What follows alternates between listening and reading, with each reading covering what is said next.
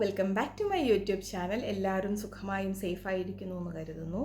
അപ്പോൾ ഇന്നത്തെ നമ്മുടെ വിഷയം ഞാൻ നിങ്ങളോട് എല്ലാവരോടും ഒരു കാര്യത്തെക്കുറിച്ച് അഭിപ്രായം ചോദിക്കുന്ന ഒരു വീഡിയോ ആണ് കേട്ടോ. അപ്പോൾ ഈ അഭിപ്രായം ചോദിക്കുന്നത് എന്താണെന്ന് വെച്ചാൽ മറ്റാരെയും കുറിച്ചല്ല, നമ്മുടെ രേണു സുധിയെക്കുറിച്ചാണ്.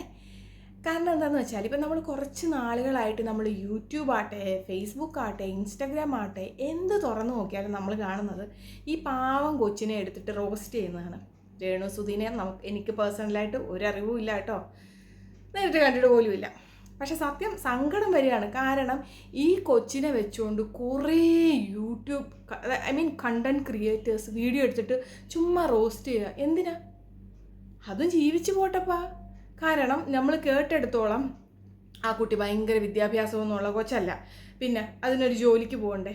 അപ്പോൾ അതിനറിയാവുന്നൊരു തൊഴിൽ ആ കൊച്ച് ചെയ്യുന്നു. അപ്പോൾ അത് മുമ്പ് നാടക സമിതിയിൽ എവിടെയൊക്കെയോ വർക്ക് ചെയ്തിട്ടുണ്ട്. അപ്പോൾ ആ ഒരു എക്സ്പീരിയൻസ് വെച്ചിട്ടൊക്കെ ആയിരിക്കും ഈ ഷോർട്ട് ഫിലിമിലോട്ടൊക്കെ വന്നത്. അപ്പോൾ നമ്മളെ കൊണ്ട് 10 പൈസ കൊടുക്കത്തുമില്ല, നമ്മൾ അവളെ സപ്പോർട്ട് ചെയ്യത്തുമില്ല. നമ്മുടെ ആരുടെ സപ്പോർട്ട് ഇല്ലെങ്കിലും ഈ ഭൂമിയിൽ ജനിച്ച് വീണതാണെങ്കിൽ അത് എങ്ങനെയൊക്കെ ജീവിച്ചു പോകും. ഞാൻ ചോദിക്കുന്നതല്ല, എന്തിനാ ഇങ്ങനെ അതിനായിട്ട് ട്രോളുന്നത്? അത് നല്ലൊരു ഉടുപ്പിട്ടാ കുറ്റം, നന്നായിട്ട് ഒരുങ്ങി നടന്നാ കുറ്റം, ഭക്ഷണം കഴിക്കുന്നത് കുറ്റം, എല്ലായിടത്തും അവർ ഈ ക്യാമറ കണ്ണുമായിട്ട് നടക്കുക, തിന്നുന്നതും കുടിക്കുന്നതും ചിരിക്കുന്നതും, എന്നിട്ട് താഴെ ഒരു 100 കുറ്റവും. എല്ലാം തികഞ്ഞവരായിട്ട് ആരാപ്പ ഈ ലോകത്തുള്ള?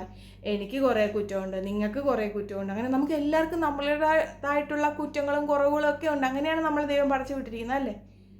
നമ്മൾ എന്തിനാണ് ഈ കൊച്ചിൻ്റെ ചുറ്റിനും ഇങ്ങനെ നോക്കി നടക്കുക? അതിന് ജീവിക്കണ്ടേ? ഈ പറയുന്ന ആർക്കെങ്കിലും അതിന് ചിലവിന് കൊടുക്കാൻ പറ്റുമോ? കൊടുക്കുവാണെങ്കിൽ തന്നെ എത്ര ദിവസം കൊടുക്കും? അപ്പം അതിൻ്റെ വരുമാന മാർഗമാണ് അത് ഈ അഭിനയിക്കുന്നതും മറ്റും എല്ലാം. അതെങ്ങനെയൊക്കെ ജീവിച്ച് പോട്ടെ. എന്നിട്ട് എല്ലാ വീഡിയോയുടെ താഴെ കമൻറ്റ് ചെയ്തിരിക്കുന്നു. വീഡിയോ എടുക്കുന്നവർ തന്നെ പറയുന്നു, നീ മേലാൽ ഈ ഡാഷ് ഇത് നിർത്തിയിട്ട് വാർക്ക് പണിക്കും പോവാൻ. വാർക്കപ്പണി ഒരിക്കലും ഒരു കുറഞ്ഞ പണിയല്ല. എല്ലാ ജോലിക്കും അതിൻ്റെതായിട്ടുള്ള അന്തസ്സുണ്ട് അല്ലേ? അപ്പം ആ കൊച്ച് അതിൻ്റെ ഇഷ്ടത്തിനനുസരിച്ച് അത് അഭിനയിച്ച് പോട്ടപ്പാ. നല്ല രീതിയിൽ ജീവിക്കുന്നുണ്ടോ നോക്കിയാൽ പോരെ? നമുക്ക് ആർക്കും ഒരു കുറ്റവും നമ്മളാരും എല്ലാം തികഞ്ഞവരായിട്ടല്ലേ ഈ ഭൂമിയിലോട്ട് വന്നത് അല്ലേ? മാത്രമല്ല ഇപ്പം ഈയിടെ കൊണ്ടിട്ട് മറ്റേ ആ 2 പേരുണ്ടല്ലോ, മറ്റേ റിവ്യൂ ഒക്കെ ചെയ്യുന്നവർ, അവന്മാരും കൂടി ചേർന്ന് ഈ കൊച്ചിനെ മിസ്യൂസ് ചെയ്യുക ഇൻ ദ സെൻസ്, അതായത് അവളെ വീഡിയോ ആക്കിക്കൊണ്ട് അവർ പൈസ ഉണ്ടാക്കുന്നു.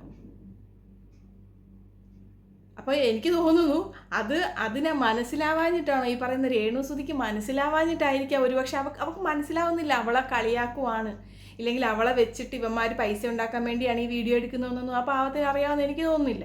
ഇപ്പം നമ്മൾ ആരെയും പ്രൊട്ടക്റ്റ് ചെയ്യാനോ ഇല്ലെങ്കിൽ ചെയ്യുന്നവരെ ഇതായിട്ടല്ല ഞാൻ പറഞ്ഞത്. നമ്മൾ കണ്ട ഒരു സത്യം ഞാൻ പറയുകയാണ്. എന്തിനാണ് ആ പാവം ജീവിച്ച് പോട്ടപ്പാ? ഒരു നിവൃത്തിയില്ലാഞ്ഞിട്ടല്ല. ഇതിനു മുമ്പ് ഇപ്പം മരിച്ചുപോയ കലാകാരൻ ജീവിച്ചിരുന്ന സമയത്ത് ഈ കൊച്ചിങ്ങനെയൊക്കെ ഇറങ്ങിയോ? ഇല്ല.